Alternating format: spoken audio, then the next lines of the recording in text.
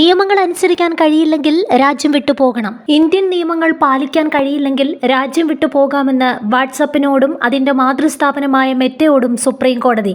വാണിജ്യ ആവശ്യങ്ങൾക്കായി വ്യക്തിവിവരങ്ങൾ പങ്കുവയ്ക്കുന്നത് അനുവദിക്കാനാകില്ല.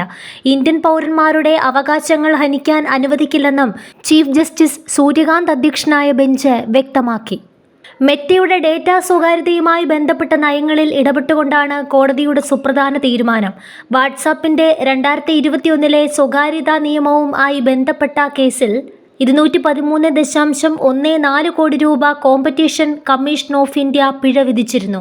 ഇതിനെ ചോദ്യം ചെയ്ത് മെറ്റയും വാട്സാപ്പും നൽകിയ ഹർജി പരിഗണിക്കവെയാണ് സുപ്രീം കോടതി രൂക്ഷ വിമർശനം ഉന്നയിച്ചത്. ഇന്ത്യൻ ഭരണഘടനയുടെ അടിസ്ഥാനത്തിലുള്ള നിയമങ്ങൾ പാലിക്കണം. രാജ്യത്തെ ജനങ്ങളുടെ സ്വകാര്യത വെച്ച് കളിക്കാൻ അനുവദിക്കില്ല. ഡേറ്റയിൽ നിന്ന് ഒരു അക്കം പോലും പങ്കിടാൻ അനുവദിക്കില്ല. ഇന്ത്യയിലെ നിയമങ്ങൾ പാലിക്കാൻ മെറ്റ തയ്യാറാകണം. അതിന് കഴിയില്ലെങ്കിൽ കമ്പനിക്ക് ഇന്ത്യ വിട്ടുപോകാം.